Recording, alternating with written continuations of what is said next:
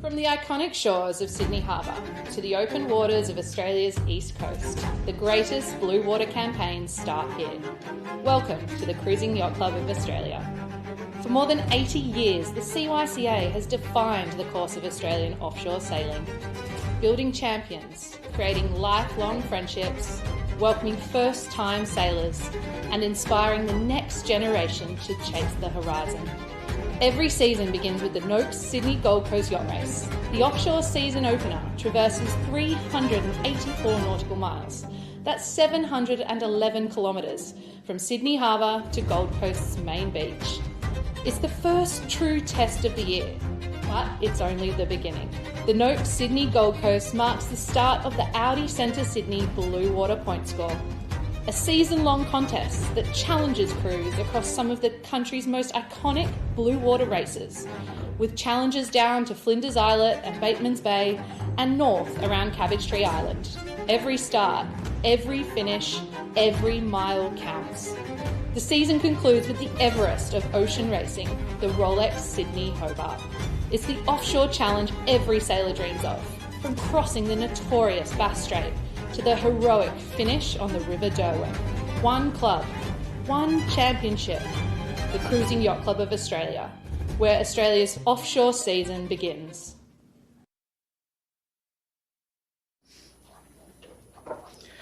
A very good afternoon from a sparkling Sydney Harbour for the start of this year's Noakes Sydney to Gold Coast race, the Great Winter Escape. I'm Peter Shipway and welcome on behalf of the Cruising Yacht Club of Australia to the second longest race in the club's calendar. 384 nautical miles, and we have 48 starters to get underway in just under 15 minutes. And joining me in commentary, it's Olympic silver medalist Olivia Price. Olivia, welcome and good afternoon to you. And firstly, let's talk about the weather and what we can expect for the start and then perhaps for the duration of the race to the beautiful Gold Coast. Olivia, good afternoon. Afternoon, Peter, and afternoon, everyone at home. Thanks for tuning in. It's looking a little bit lighter than the initial forecast. The Bureau of Meteorology this morning shared that there was going to be some fresh westerly winds, though I think that's going to be mostly offshore. But we do have the bright and sunny weather here to start the race on stunning Sydney Harbour today and extending up the east coast. Now, there is a large high-pressure weather system sitting over the whole of Australia, and it is going to be moving east over the coming days. So we'll see light to moderate westerly, trending southwest winds for most of the race. Now, for the start, it is looking lighter inside the harbour, but that fresh westerly offshore breezes means that those who are able to get out of their heads quickly have that option of stepping out further offshore, and we may see them extend early in the race, though they are meant to die in terms of forecast into the evening, so there's always the risk of getting stuck in that East Australian current, which they'll be pushing against. So it's going to be a game of snakes and ladders and a bit of chess mixed in there as well, so overall, fairly smooth but slow race. Yes, well, looking at the weather, I don't think there is a chance of the race record being broken, which was set by Wild Oats 11 in 2012. She did the course in 22 hours, 3 minutes and 46 seconds.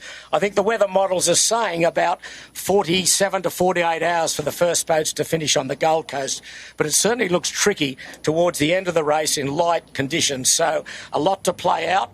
3 international entries in this race, Antipodes from Hong Kong, and from New Zealand, we have V5 and Vixen Racing, as well as 41 yachts from New South Wales, 1 each from Queensland, South Australia, Tasmania and Western Australia.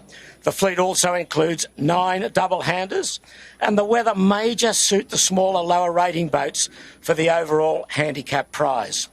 Well, the Noakes Gold Coast race is Australia's premier Corinthian offshore race, a race built by sailors for sailors. It supports the Cruising Yacht Club of Australia's strategic objective of certainly increasing participation and engagement in the sport, particularly in the next generation of offshore sailors. It is, of course, the first of 6 races for the club's prestigious Audi Blue Water Championship.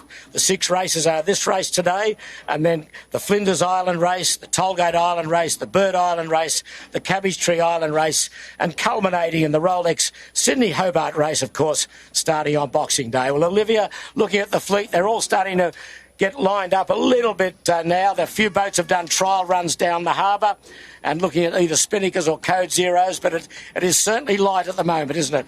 It is. It has lightened off over the last couple of minutes, but we are seeing that maybe that westerly is trending a little bit northwest as we move further towards Sydney Heads. There is enough wind to get us underway here, so we are in preparations. There really is nothing more exciting than preparing for offshore racing and watching everyone get everything ready to start making their way north towards Main Beach on the Gold Coast.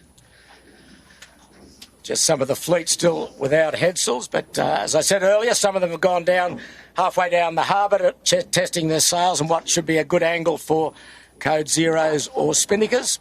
We've got V5, one of the three international entrants on your screen now, jib down, TP52, owned by Brian Peterson from New Zealand. They've been over here for a couple of weeks doing their final preparations.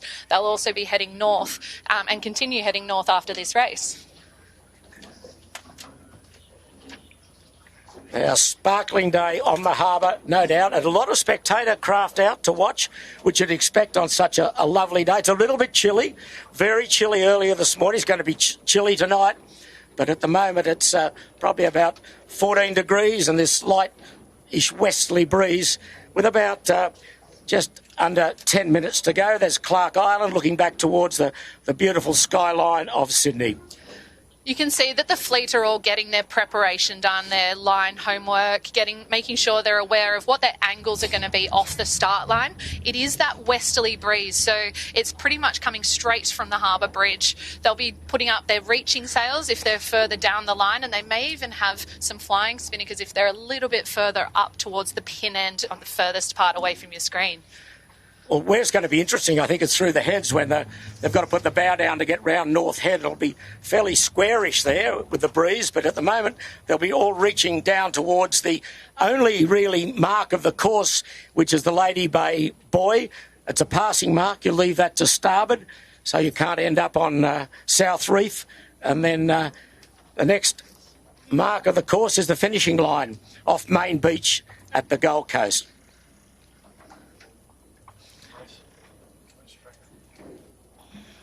Got Cadence and Co. Odin on your screen there, one of the larger boats in our fleet. They're just preparing, going back across the start line from the other side. That's Matthew Hanning's Beneteau First 53.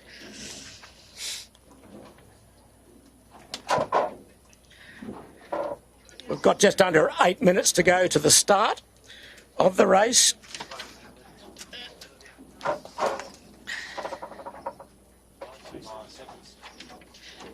On your screen now is Ed Cox's Minerva, Kerr 40 from Royal Sydney Yacht Squadron and Cruising Yacht Club of Australia. Coming around, getting some transits, testing their angle as they come off what looks to be like they're setting up for a boat end start of the line. So Minerva was originally christened Icebreaker in New Zealand. And the team placed 10th over the line in the 2025 Rolex Sydney Hobart just last year. Back to black. One of the sporting entrants from our race sponsor, Sean Langman. Well, this was a very interesting boat. She raced in the Admiral's Cup last year. They've done some big modifications on the deck. They're going to put twin rudders in before the Rolex Sydney Hobart race. Very experienced crew on board. Shane Guinaria from the Doyle Sail Loft. Tommy Braidwood is on the boat with his son Eamon, 18-year-old Eamon, doing his first ocean race. And Tommy did his first ocean race 36 years ago as an 18-year-old too. So this boat is certainly one to watch for the overall honours. Sean Langman has won this race as the skipper of Moneypenny 4 years ago, and one of our most accomplished ocean racing skippers. This first race was held in 1986 with 9 competitors, 46 racing today. And we're still about just over 5 minutes to go to the start. And boats not quite lining up yet. A lot big gathering of boats up towards the windward end near Clark Island. Olivia, where are we starting, do you think? I'd be looking at starting at that windward end of the line where the major cluster is. It seems like the wind has been able to hold in further west of us. OK, there's Smuggler. She is the defending champion. She won last year, second over the line. Seb Bones' boat. Seb's not on board. Steve McConaughey in charge. Highly experienced crew, and certainly one I would think would be figuring in the overall honours. If it's favoured these big boats, she could go very well on line honours as well. As I said, it's going to get tricky towards the end of the race, which just may favour the smaller boats. But if it favours the big boats and they can get home, Smuggler is certainly one to watch. And she could easily defend the race she won 12 months ago.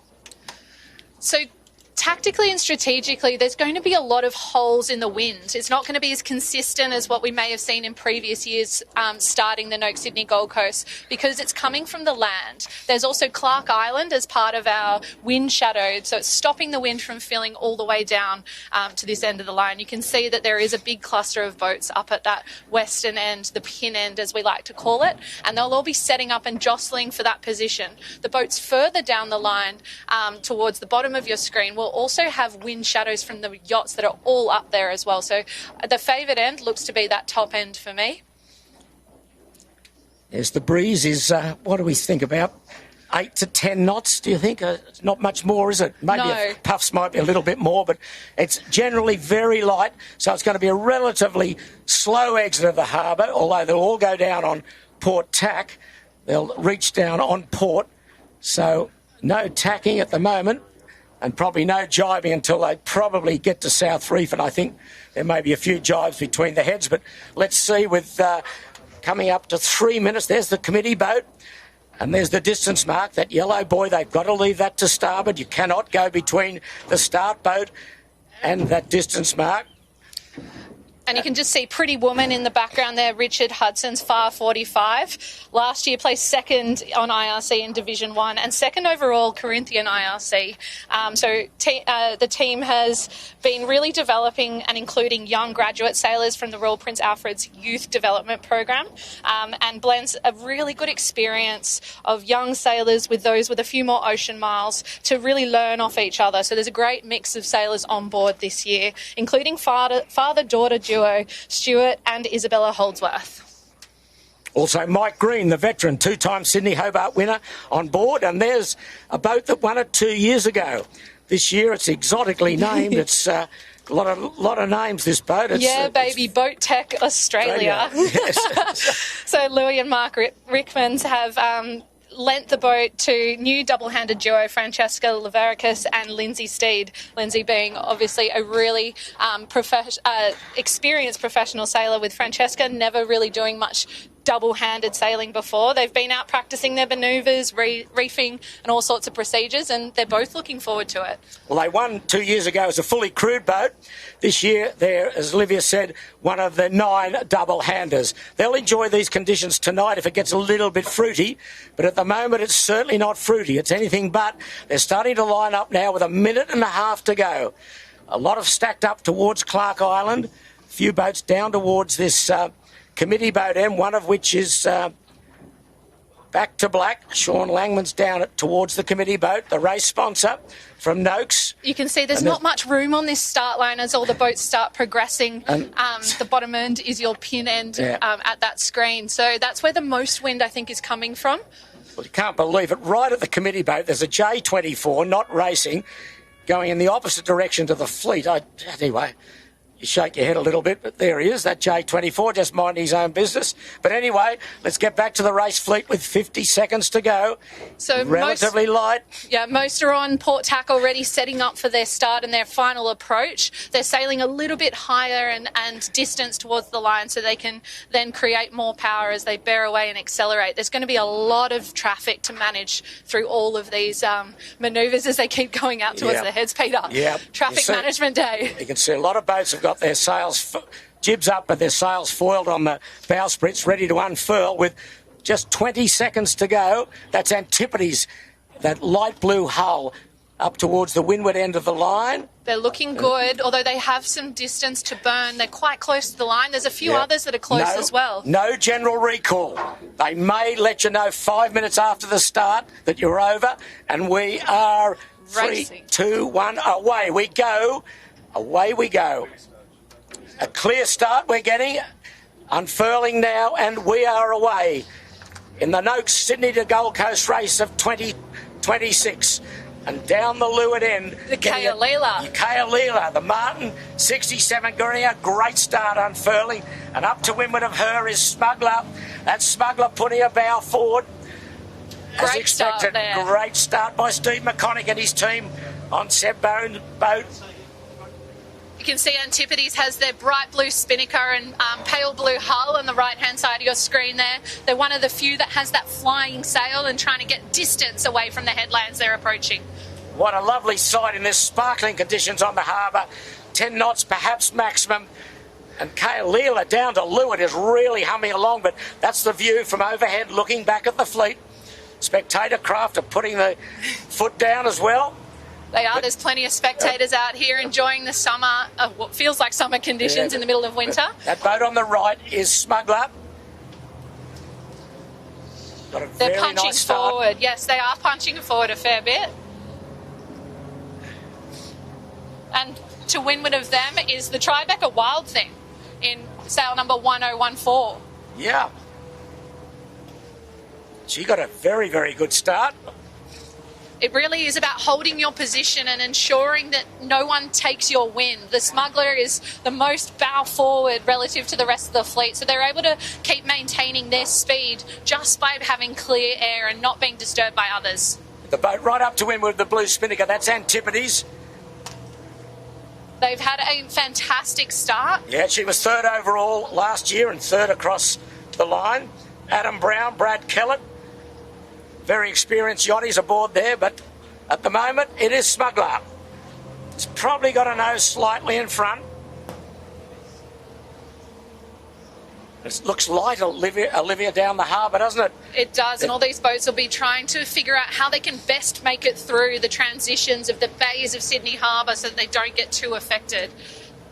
That's Koa on our screen there as well. Great start from another TP52 in our fleet. And look at how beautiful today is. Glamour day for racing. You can see that there's a bit of a tussle up the windward end of the line with Antipodes, and I'm not sure what the other boat is, with two different sail packages. Antipodes having a deeper sail, wanting to sail further down the course, and the boat to leeward wanting to sail higher, so a bit mixed up there. I think it's frantic. Yeah, Mick Martin's frantic, that's for sure. He'll be frantic on board, trying to push through. Oh, no, Mick's a pretty cool customer. If you played rugby for Australia, you're a pretty cool customer, and that's what Mick did many years ago. Great fella, great competitor, but lacking a bit of horsepower at the moment as Antipodes rolling over him. But that's the fleet starting to spread out now. But it's Smuggler with a perfect angle of attack, bottom right of screen. Just going to get lighter as they get down past Bradley's Head and looking down towards Watson's Bay. There's not much pressure. You can see on board Smuggler the crew starting to shift their weight into the middle of the boat a little as they get more upright, less power. And then as they get those gusts, they're trying to use it as much as possible for speed and just make sure that they keep trying to keep their breathing air away from the rest of the fleet.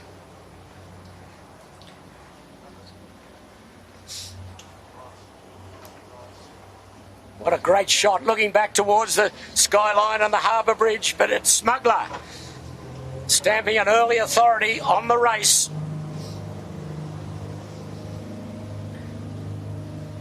Owner Seb Bohm, overseas. This boat was the Blue Water champion 2 years ago. Seb was the Ocean Racer of the Year in 2024. But a long way to go to Southport in these tricky conditions. This is going to be what they're going to have to expect along this whole 384 nautical miles as well, because the forecast is really transitional. So local breezes that'll affect some boats, not others, and you're really going to be like stretching an elastic band and then coming back together in the lighter wind. So all practice for the next few days.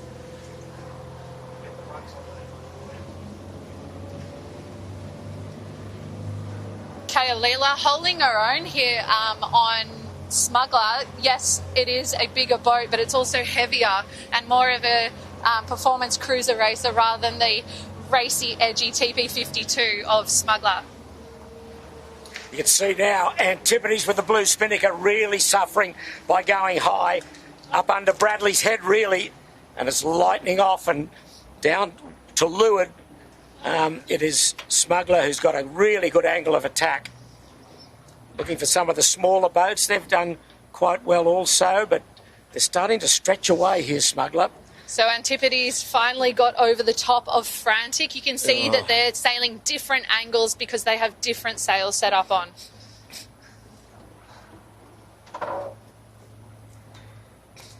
Smuggler just being able to hold more power in the slightly more breeze and more consistent wind down this end of the harbour.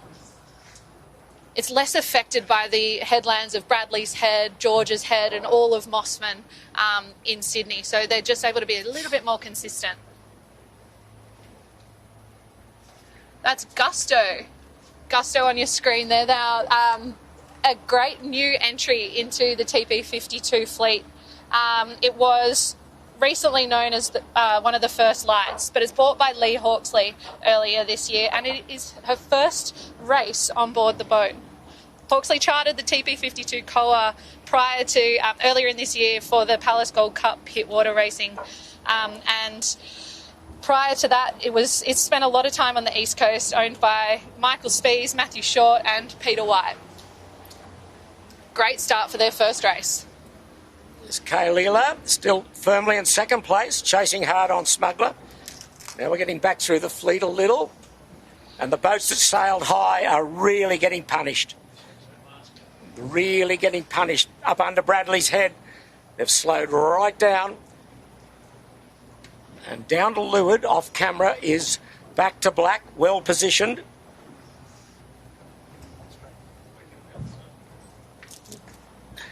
There's Back to Black. Sean Langman, the race sponsor from Noakes. Nicely positioned down to leeward. Good angle of attack. And the leaders, what we're seeing up the front, the leaders have got to put the bow up to maintain the pressure. And it looks light as further they get down the harbour. There's Back to Black. Langman competing in at least 20 Sydney Gold Coast races and being the sponsor of this race for a number of years now. That's Nielsen Park, Steel Point, that the leaders are off. You can see they're going bow up. And change of sail on Smuggler. Breeze lightning. They've got to put the bow up, so their angle of attack becomes different. It's really lightening off here. You can see, looking back at the rest of the fleet, that Smuggler was able to extend after their start, but they have sort of stagnated. That's why they've put this bigger sail up and a flying sail, so they can try and just create more speed going forward in the lighter conditions we're seeing here. It's a much bigger sail, lighter cloth. Just trying to get the power on the boat. It should be able to drag them down a little bit as well. Once they get the pressure, they'll get that load and be able to accelerate towards where the camera where you're seeing, because that's where they want to head out towards the heads.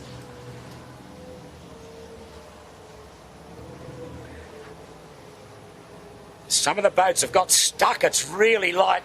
Looking back on the fleet, those boats, as I keep saying, that went high are really starting to suffer now. Or Antipodes got out of it quite well, really. They've got a little bit of breeze to get down. But anyway, all eyes on Smuggler and Kailila to leeward. She hasn't changed sail, but they've still got a bit more pressure coming towards them. You can see everyone jostling for position, some flapping spinnakers and also lots of bow angles changing. They're trying to defend against each other for position so that they can get that next gust and use it so preciously to escape from the rest of the fleet. Really is traffic management and pressure management.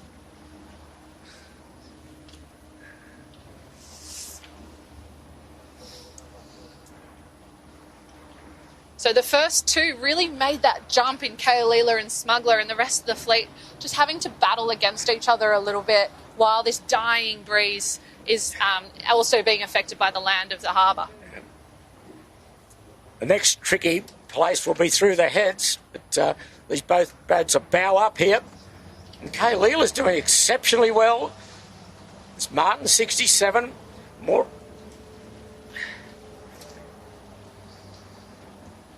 Designed by Reichel Pugh. Reverse cycle air conditioning, flat screen TV. It's all you want tonight.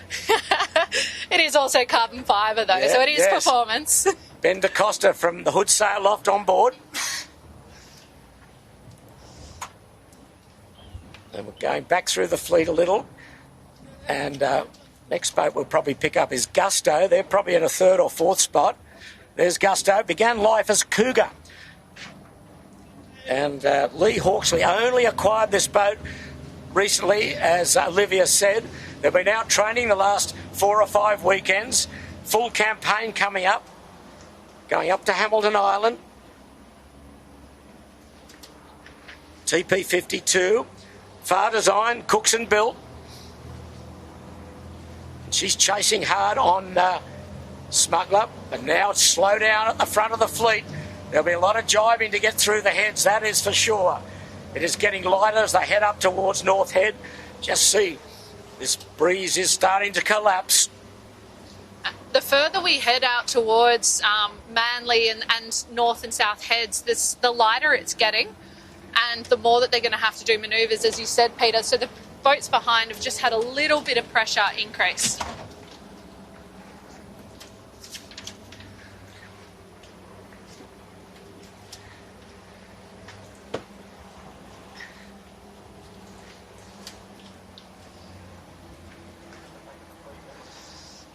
There's the middle to the back of the fleet.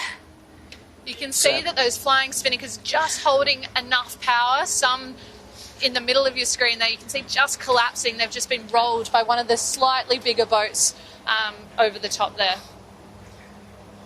While we're talking off camera, Smuggler has jibed on to starboard, just short of Sound Pigs, going back in towards Watson's Bay, Camp Cove.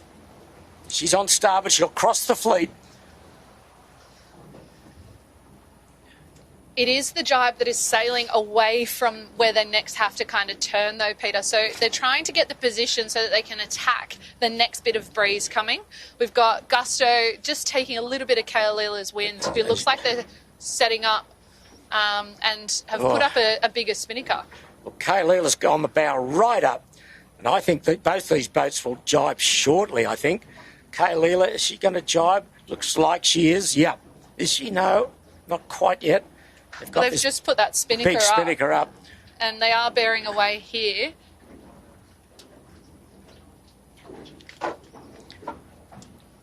There's Kaolila jibing now. You can see how light. It's a big, heavy boat. It's going to take a lot of turning to get through the wind. Okay, well, look. There's a bit more breeze coming our way here, Yep. Peter. It's swung a little bit into the south. And these back markers have been able to leverage that and capitalise on it a bit just by having a little bit more momentum. They're further south than the leaders, so they're actually getting the new wind first.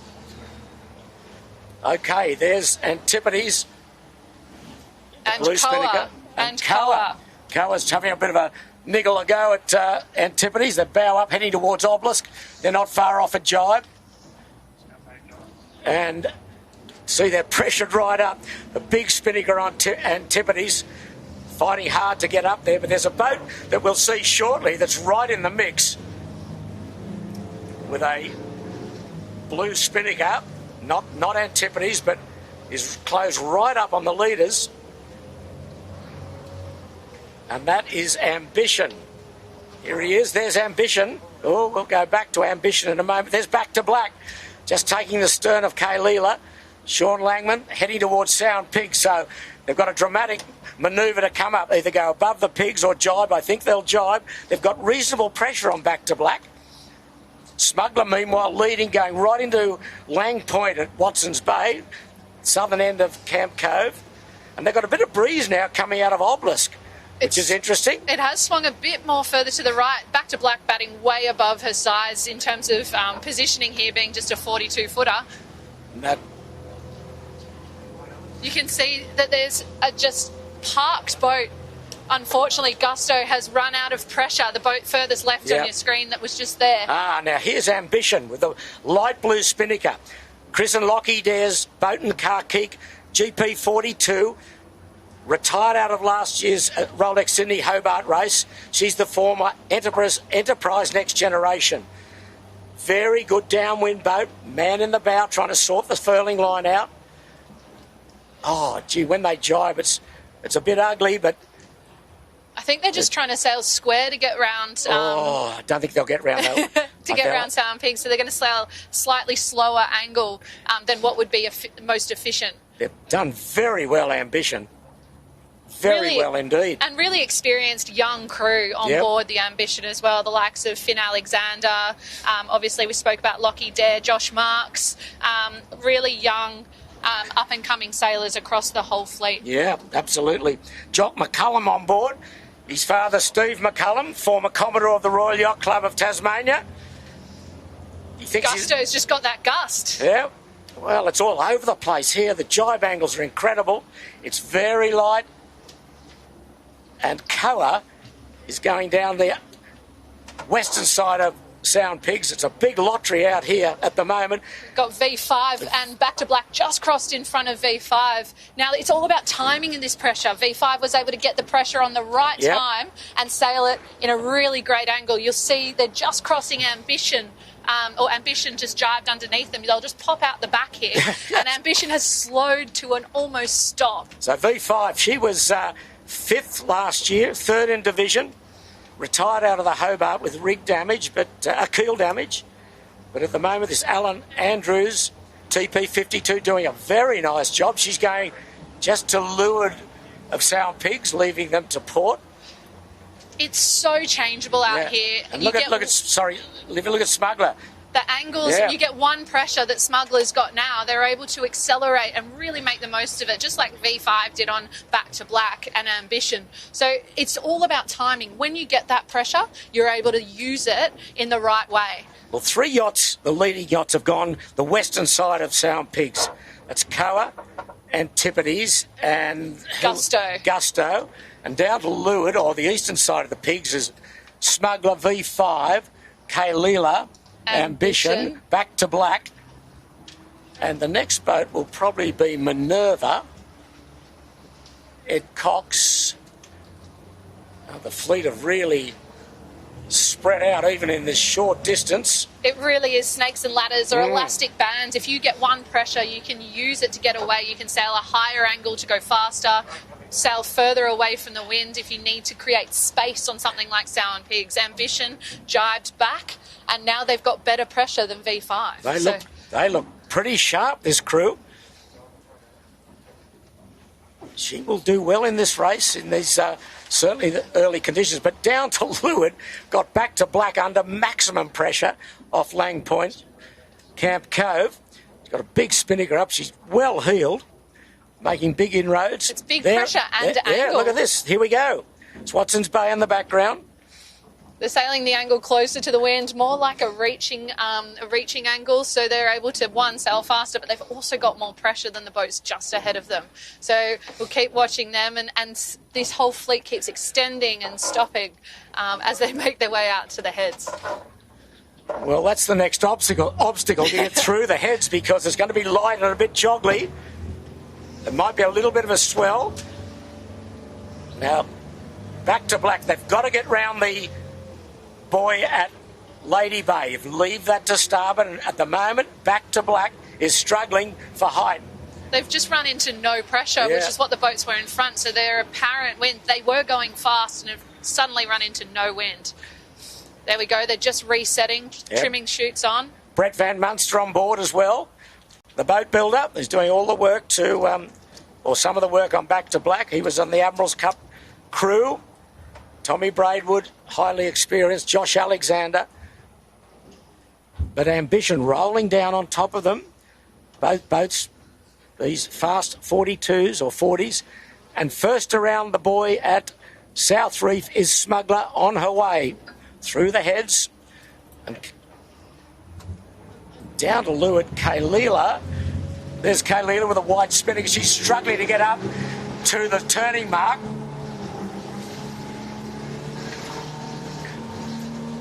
she's been impressive, Kay Leela, down here, hasn't she? She's hung in pretty well. Especially for, you know, a heavier boat relative to these racing TPs and fast 40s. So really done well to be able to maintain momentum and use those pressures in the right way. They've sailed the angles that work for their boat, so the angle closer to the wind so they can maintain that speed. They haven't forced it into something that the boat doesn't like doing. They've got the sails pretty strapped on to get round this mark, but they're doing it at the moment. And up to windward of her is V5. And then Tiffany's... And then further up is Koa. Yep. So Koa was the one that rolled that western side fleet and then stopped just in the middle of the heads. The good news for Smuggler is there's pressure and she's bow down. She is off and racing. So now they're able to sail a better angle relative to the wind that's efficient for the sail setup that they've got up, while the wind has started to trend a little bit further right. So they're able to get that Balmoral breeze and Middle Harbour, even something from Manly. You can see they're starting to steer further to the right. It's coming out of Middle Harbour, as you say, and it's pressure's up, probably about 8 to 9 knots now. And she has bolted away, Smuggler.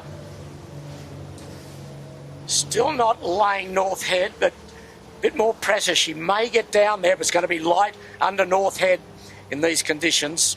They'll want to be cautious of not sailing too low because the wind is so changeable. There's about 45 degrees in difference from what we've seen so far, which means your sailing angles will change a lot too relative to your efficiency. So they might even need to do some jibing to stay in the pressure because it is so inconsistent in and around all these headlands. Looks like Steve McConaughey at the back there, the tactician. They'll be looking behind, making sure that they're staying in the pressure and staying further out in between the pressure and their opposition, making sure that they're not exposing themselves and another team is able to get the pressure and bring it down to them. They'll be wanting to lead that fleet. So defending champions, Smuggler, having the best advantage outside of Sydney Harbour here.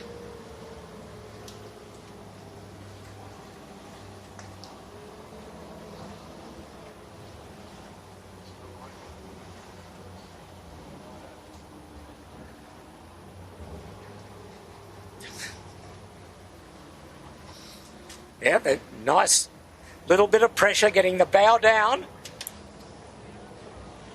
Yeah, they just brought all their crew weight up. They've got that extra pressure now, so they're able to use it for forward momentum.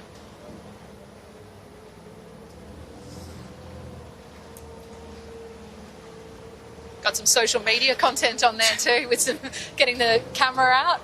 So the breeze is probably west-northwest here, isn't it? The angle she's sailing. I think there's a little bit of north coming to this breeze. It's really funneling and channeling through all the bays of Sydney Harbour, and the last one being Manly, so it is shifting that right for them.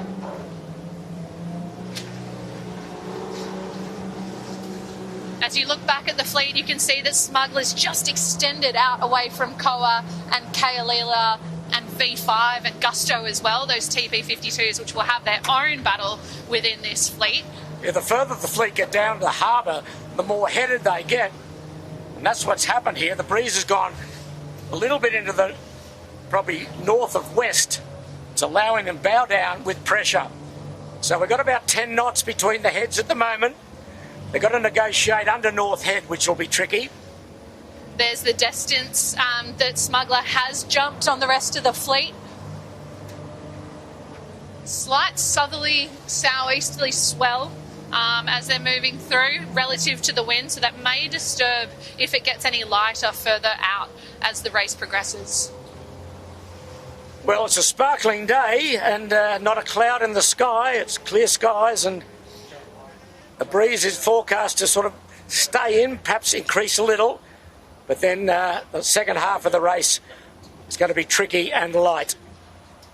But at the moment, not tricky and light for Smuggler. She's done a fine job down the harbour. Excellent start. And now she's powering her way through the heads. And it really was about the timing that they got that pressure as well. because they were able to use it for the right efficiency, the angle that they wanted to sail outside their heads. They didn't have to try and avoid any markers or sound pigs in the middle of the harbour there. So it was efficiency. Yeah. Fine tactics from Steve McConaughey and the boys. Well, we go further back and a few boats are struggling a little to get down, but second will be V5. That's a good effort from that team. Brian Peterson and his team. There's plenty of breeze. The breeze is built here. If anything, Olivia, it's a lot stronger coming out of Middle Harbour Manly. We've got about 10 to 12 knots here. It is beautiful conditions out here. It's, really allowing all the fleet to extend and sail their nice angles relative to the wind. We've got Koa just sitting here with the blue spinnaker to windward of what was V5 down. You'll see them just to leeward there of Koa. So, they've had some really great results over the last few seasons of the Audi Centre Sydney Blue Water Pointscore. And we'll be looking to capitalise on this good start. Yeah, FAR 52, built by Eric Gates in the United States in 2004. Andy Cannon and Peter Wrigley, the owners. Andy's on board. The veteran Doug Flynn's aboard. And I think Brett Philby is on board as well. Warren Sayre from the 18-footer club. Dean Williams. And she will probably trying to get down around North Head, but at the moment she and V5 vying for second.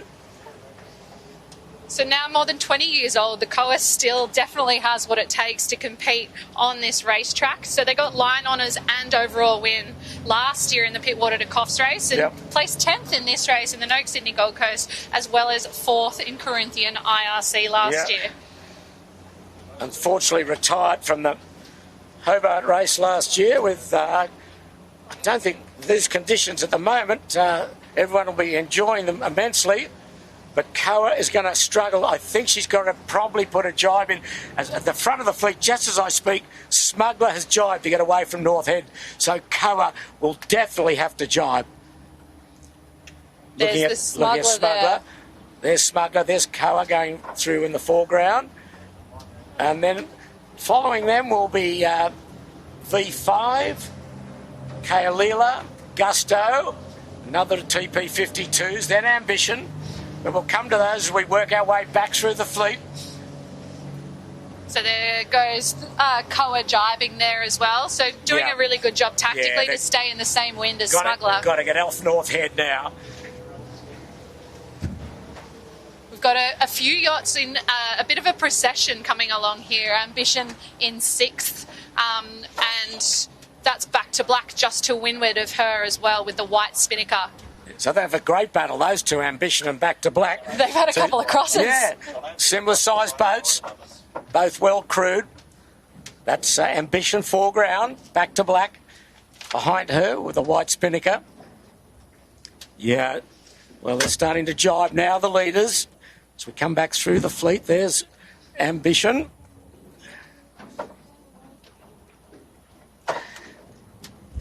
Fun fact, Chris and Lockie Dare also won the last year's J70 Australian Championships as well. Representing the Derwent Sailing Squadron and the Sandringham Yacht Club. So that's the view, looking towards North Head. So after those two, the next will be our friends on Antipodes, but there's jibing going on. There's Kaolila jibing to get onto starboard. Further offshore, you can just see that Smuggler is jibed back. So they just she's got some good pressure, Smuggler. They wanted to clear their air so that they can continue sailing north. They may have to change chutes. Maybe it's pretty tight angle, but there's Antipodes, Adam Brown at the helm. It's all going to be co-skippered by Natasha Hill. Yep, Adam, a multiple Hobart winner, very experienced yachtsman. So the jibe on starboard looks very soft. Smuggler's extending this lead. So at the Colour moment, looks really light on the right-hand side of Yeah. your screen there with the blue spinnaker. I think they're sailing, further away from where they need to jump back into this pressure close to North Head. so at the moment we're looking at Smuggler leading. For second, it's reasonably tight between Koa V5 and Ambitions up there, and Koa also. Now a little bit of pressure coming down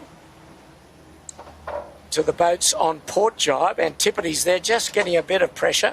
He's laying around North Head, but you wouldn't want to get stuck up to North Head in these conditions. No, Ambition and back to black, just further through from Antipodes there.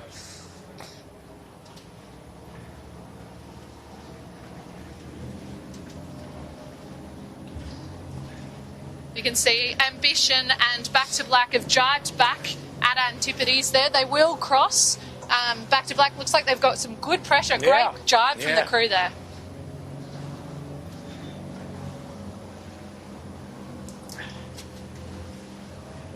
The next group of boats just coming through. As you can see, our race leader's Smuggler up underneath North Head there. Very close. That looks light up there. Big decisions to make. Do you jibe out again? You can see how close they are up under North Head. There's massive cliffs there that really blocking the breeze. A lot of spectators up on North Head.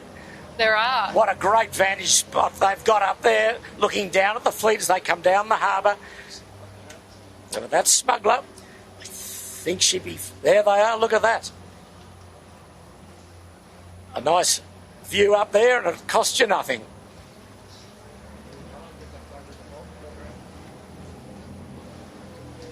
The next boats are having a jibing duel. We've got Minerva and Frantic jibing away from North Head here. You can see that they're just needing to get their spinnaker done. Yep. It's Frantic to windward and Minerva down to leeward. Minerva, the Jason Kerr 40, launched in 2011. Ed Cox, and a little bit of a gap now. Minerva took the boat to fourth in Division 1 of last year's Noakes Sydney Gold Coast race, so really competitive again, hoping that they can pull through for this year. Now we're moving back through the fleet a little. That's Wild Thing.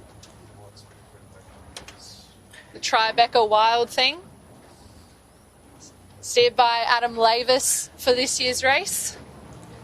Jeff's son. And to windward of her off camera at the moment is Bush Ranger. I think it's Bush Ranger.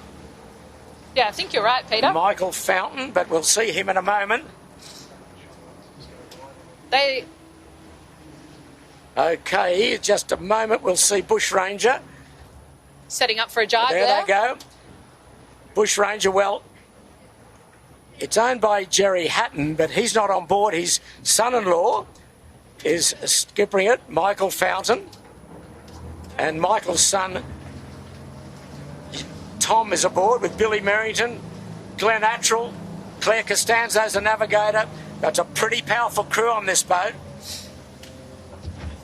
They had a great start to last year's Noakes Sydney Gold Coast too, leading after the first 24 hours, but as the breeze died, it didn't go their way. Well, they had a massive power failure. All the instruments went out, everything went out. So they were well down the list, 39th last year, but out to make amends this year. And the next boat out, well, what do we say about this boat? The Unicorn. The mighty Unicorn, but we'll come to her in a moment. There she is. Former Hobart race winner as Assassin when owned by the late Robin Crawford. Andrew Buckland, the skipper, standing in for Pete Bremner. Phil Eadie on board, a winning Hobart navigator. Lawson Abbott, a colourful Sydney racing identity. There's Lawson, second from the bow. Also got Ben Crawford there in the red wet weather gear. Everyone's asking where the wind is. Turn it up. Yeah. Great characters on this boat. They'll be having a bit of fun on the way up to the Gold Coast. Yeah. She won the Hobart way back as Assassin in 1992. Now, here comes a big group of yachts. We've got Calibre 12, Obsession, the Cadence & Co. Odin also coming through, and the beautiful Charlotte just in behind her. Yeah. Up to windward there, 5588 is... 5588. That's Calibre 12 there, Richard Williams, Cookson 12. And KD 1 down to leeward. Joe de Kock, strong competitor. There's Calibre. She's the Cookson 12, Far Design, 28th last year. And also on board is Ali Braden, who was the youngest female to sail last year's Rolex Sydney Hobart at just 18 years old. So she's on board Calibre 12 for this race. Okay. Now we're going to have a look at a boat in a moment. Obsession.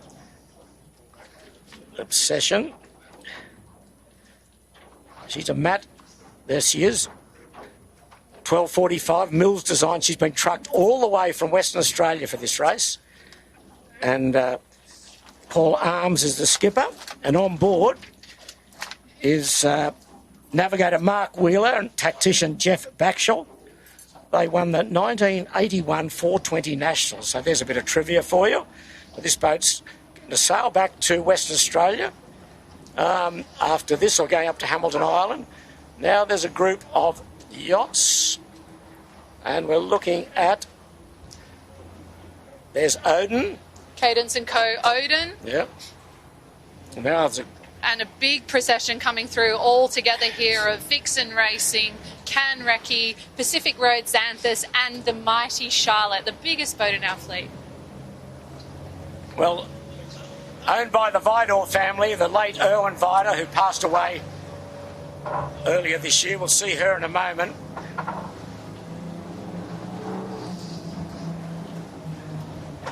There's the fleet getting through the heads.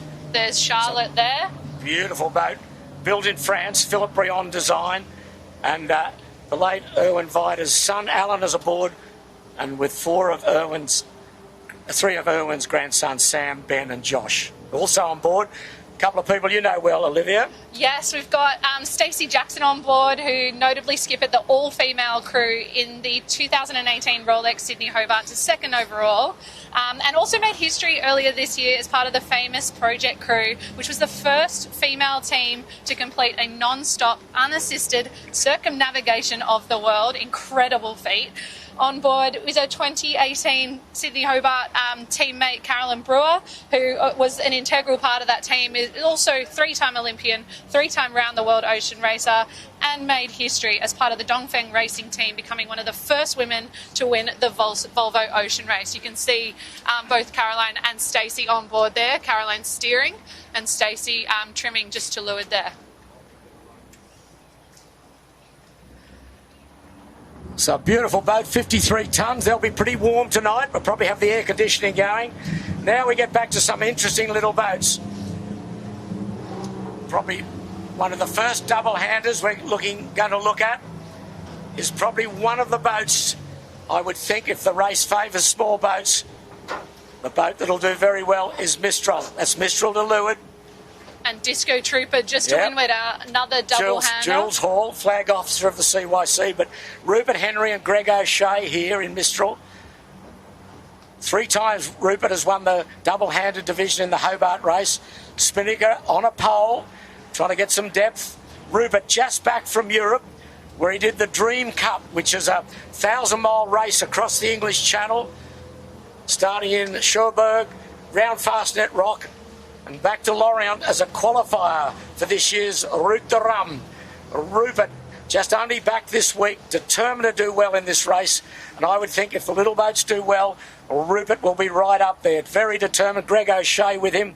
Greg said they're just 2 old blokes having fun, but I'm sure they'll have some fun, but they'll be pushing very hard. And to windward, Jules Hall in a Disco Trooper, and Disco Trooper with Alex Knight aboard with Jules.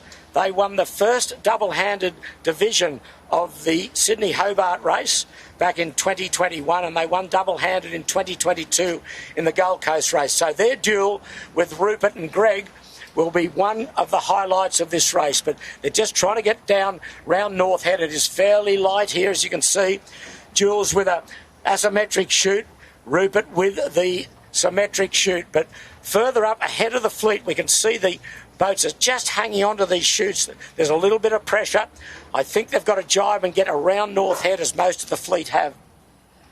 In behind those two double-handers, we have Mako and Supernova as well. So Mako was bought in 2018 by a syndicate from the Newcastle Cruising Yacht Club, and they take turns to skipper, and somehow it just works.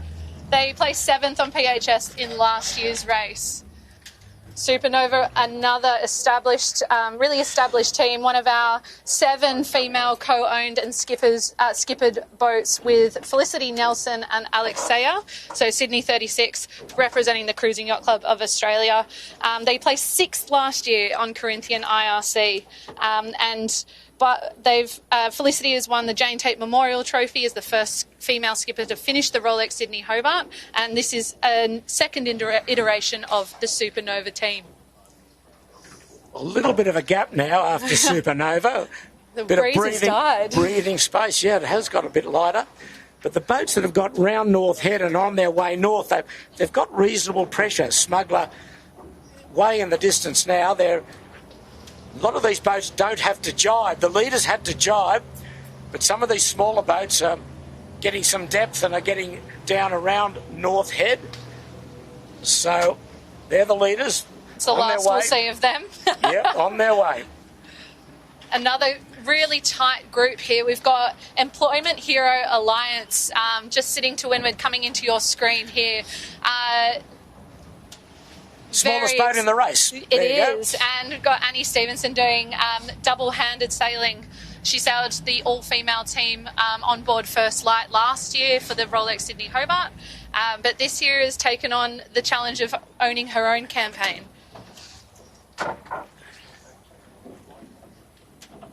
And then after them we've got the Blue Spinnaker is what's next. Charles Cooper, Sydney 47. She was 43rd last year. Also there with the Red Spinnaker, we've got Richard Hudson's Pretty Woman with that youth and mixed experienced crew, again vying for that Corinthian title in IRC. There's Richard with, as I said earlier, Mike Green aboard, a young crew as well. Mike not that young these days, but anyway, they're carrying a symmetrical spinnaker. You see the spinnaker pole. And that's them with the red chute. Oh, it's light here. Some of these boats are really flopping through North Head. That's First Light. Elizabeth Tucker, who I mentioned earlier, took that all-female crew to in the Rolex Sydney Hobart last year. Another double-handed female entrant with Angus Clark. So she did actually buy this boat in Europe and sailed it back to Australia two-handed with established yacht owner Cole Brower, who's one of the most experienced yachtswomen in the world. So her main aim is the 2027 Global Solo Challenge. And just to windward of them is Ariel, Ron Forster and Phil Damp, the beautiful Beneteau First 40, 12th last year, and going way back was 3rd in the 2014 Rolex Sydney Hobart race. With these boats struggling, you can see their spinnakers collapsing. So they're trying to get round North Head, buying some depth here without jibing. There's a few puffs coming down off the cliffs here. But just earlier on the screen was also Saltwater Wine, Thomas Wood's JPK 1080, who's sailing fully crewed but has done a bit of double-handed sailing prior to this. So he sailed two-handed in the 2024 edition of this race with his son Jamie before work got in the way. So now he's got a bunch of mates from Newcastle, again representing Newcastle Cruising Yacht Club. And Kingsley Priest aboard, 42 times raced to Hobart. So one of the great competitors is Kingsley, but at the moment we need a bit more breeze to get these boats. But once they get clear of North Head, up off Manly, they're well to seaward with pressure. The fleet's holding their spinnakers quite well. And now I guess you could say that some of the tail enders are slowly coming out. So there's a big gap now between all those boats that we've covered, and they're probably about half up to 3/4 of a mile astern. We've got a number of boats coming out. One of them is the Making Waves Kale, which is part of the Making Waves Foundation, supporting disability and disadvantaged people opportunities to sail in competitive yacht races after completing 23 Rolex Sydney Hobarts as the program. The Making Waves Kale is Alliance 54 and is entered in the PHS division for this. Last year they came 14th over the line on 8th and PHS. Yeah, John Whitfield, the skipper, Annie Lawrence, the navigator, and they really give disabled and disadvantaged people the opportunity to sail. But it's one of the heavier boats and struggling a little bit in the lighter air. The Making Waves Foundation has won many accolades, including the Minister's Volunteer Management Award for State Sporting Organisation back in 2015 for the dedication to improving lives of millions of people in New South Wales through sport. They're sending everyone off and excited to be on their way north to Main Beach on the Gold Coast. So just up to windward of them and just trying to get round North Head are two boats, one of which is the winner from 2 years ago, but struggling a little in these lighter conditions. We'll have a look at there they are. That's the Yeah Baby Boatech Australia. Francesca Leverkus and Lindsay Stead. And in front of them is the boat Tenacity, I think it is. Yes, it is. Shane Connolly's Tenacity. Shane. Formerly a two-hander sailor, Shane. He was one of the instigators in getting two-handed movement going in Australia. He's now fully crewed and a really good competitor. But here's Lindsay Stead and Francesca looking for pressure.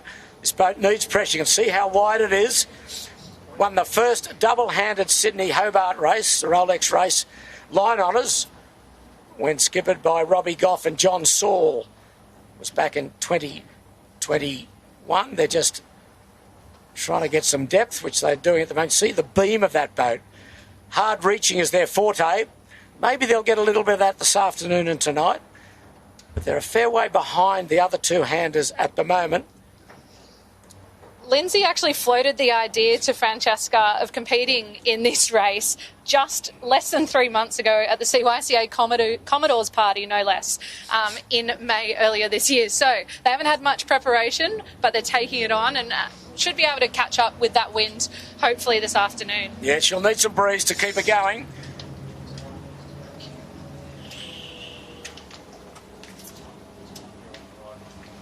We've got Ragtime on your screen right now. Steve Watson's J130. Looking cruisy and comfortable. Yeah, 33rd in 2024. Retired from the Hobart race last year. It's nice. J130. Been a good competitor, Steve. CYCA member.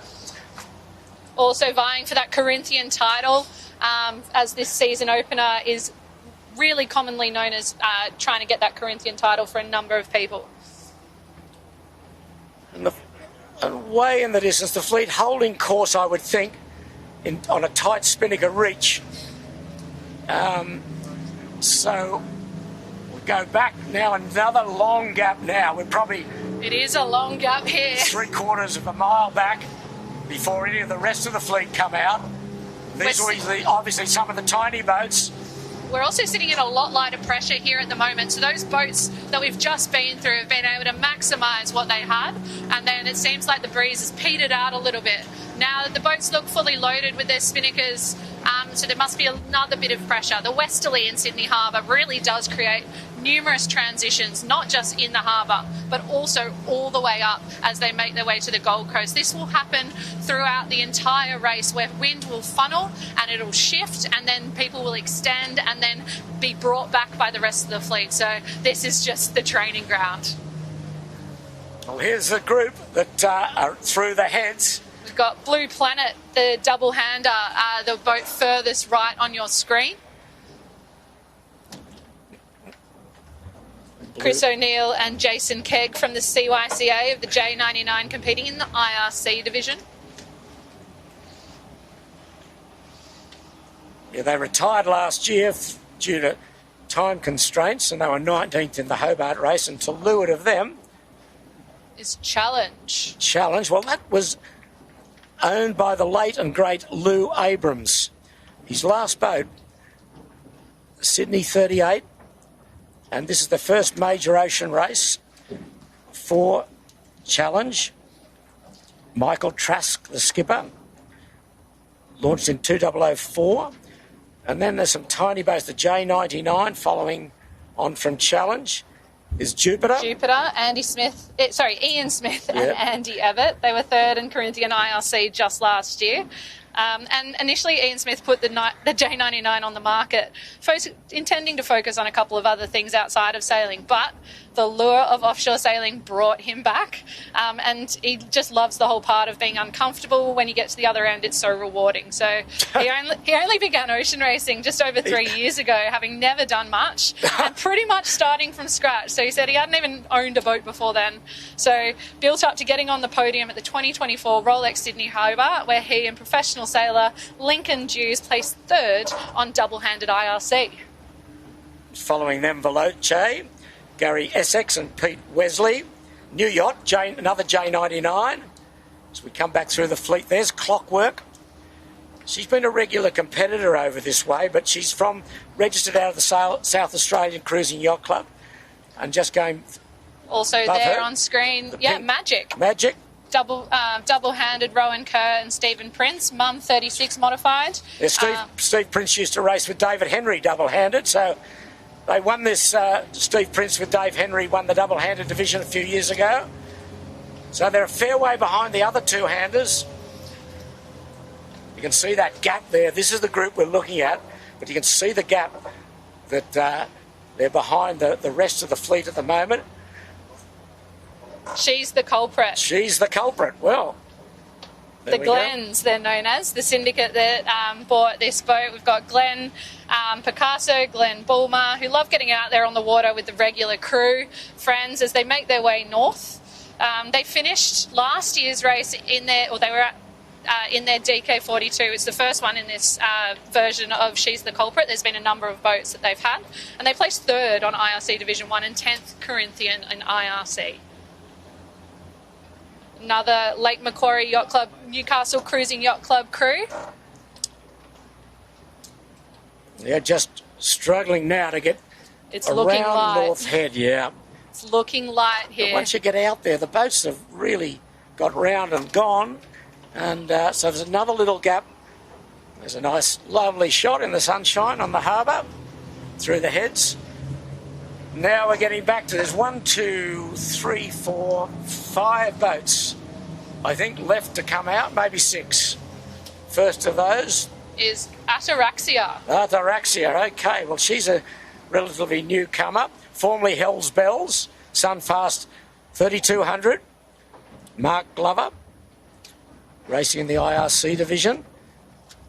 She needs a bit of a wriggle on here, but at the moment, just getting the pressure with the breeze between the heads has certainly died since the leaders went through. Sail number 4343 and 43 on the bow is just in behind them. That is Wild Oats. She's won this race 3 times, can you believe? She's won the Hobart race twice, but anyway, we're looking at Ataraxia here. Just trimming the chute. It's moving along Sunfast 3200, as I said. And there's Wild Oats, one of the most famous yachts in Australia. Originally built by Bob Oatley, a Far Design 43 for the 1985 Admiral's Cup. Missed the team that year, but has since gone on with various skippers, mainly Roger Hickman, to great success. Won the Gold Coast race in 3 times. Second last year in the PHS division.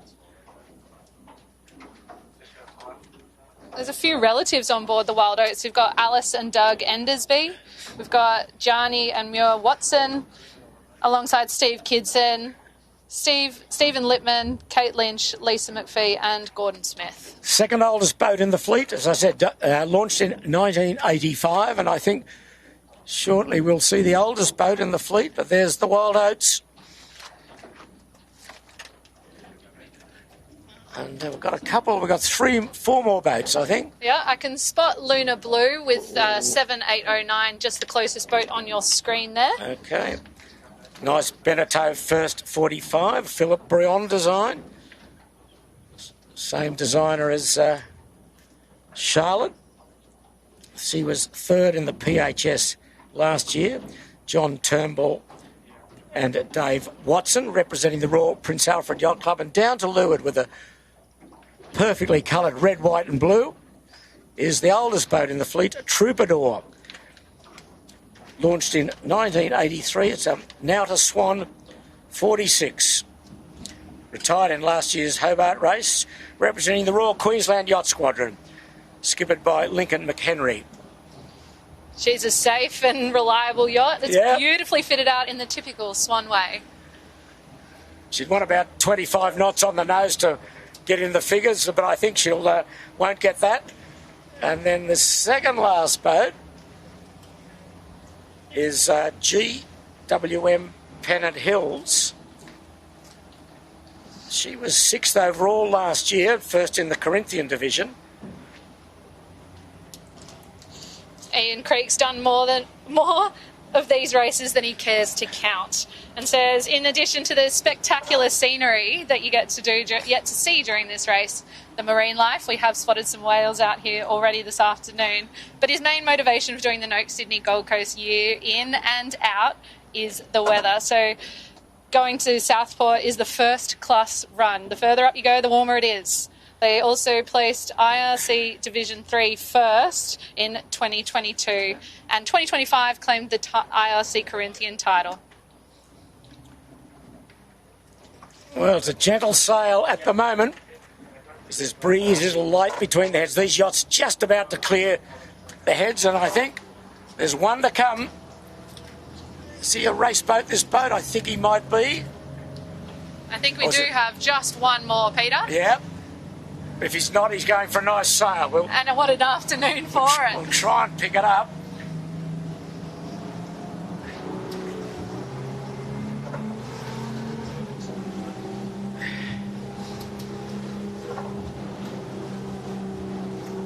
Oh, I think it's Marguerite, I think. It is the Marguerite. Marguerite. There, I win the chocolates. Adam Zoo. It's a far design. And they are giving the fleet, as you'd say, in racing terms, a big start.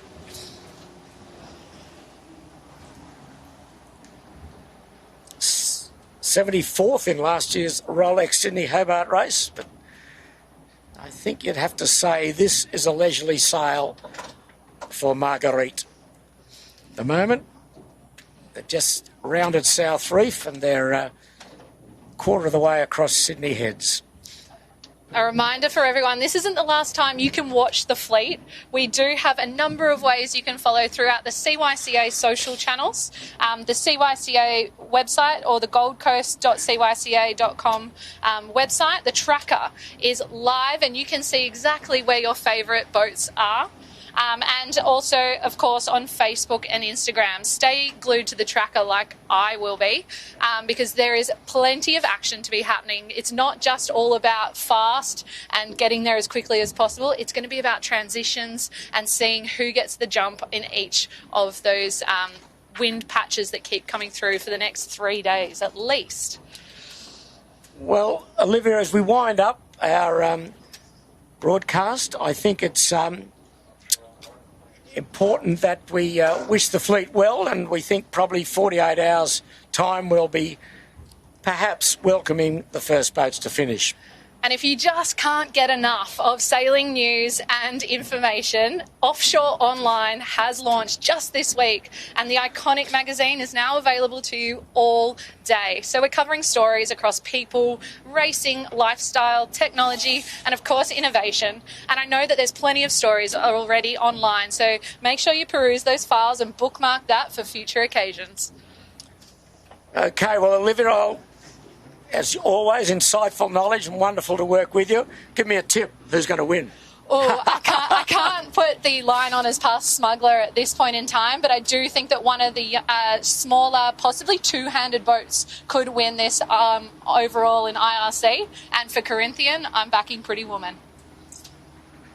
Okay, well, I'll remember that and put some money on some of those boats. But I think what you say is pretty right at the moment, given the weather forecast. Smuggler got a wonderful start, did a great job down the harbour and leads the fleet as they head north to Main Beach, up on the Gold Coast in the Noakes Sydney to Gold Coast race for 2026. And we wish the fleet bon voyage. And don't forget, the race partner is Noakes. And we thank also the effort of the Cruising Yacht Club of Australia and the Southport Yacht Club to make this such a wonderful race. And don't forget, we cannot do this without the mighty team at Sail Media who bring these pictures to us. They're cranky old blokes, but they do a great job, and we thank them for it. But it's been a pleasure to work with them. So as we say goodbye to the fleet, heading north in beautiful sunny conditions, not too much breeze out of the west, of about 10 to 12 knots. This is on behalf of the Sail Media team and Olivia Price, Peter Shipway saying a good afternoon on behalf of the Cruising Yacht Club of Australia. Keep your eye on the tracker, and the leaders should be in at the Gold Coast in 48 hours to 50 hours. So I think Smuggler's a pretty good sound tip, and I think a couple of the double-handers might be closing in on the Peter Rysdick Trophy given to the overall handicap winner. So bon voyage and farewell from Sydney Harbour.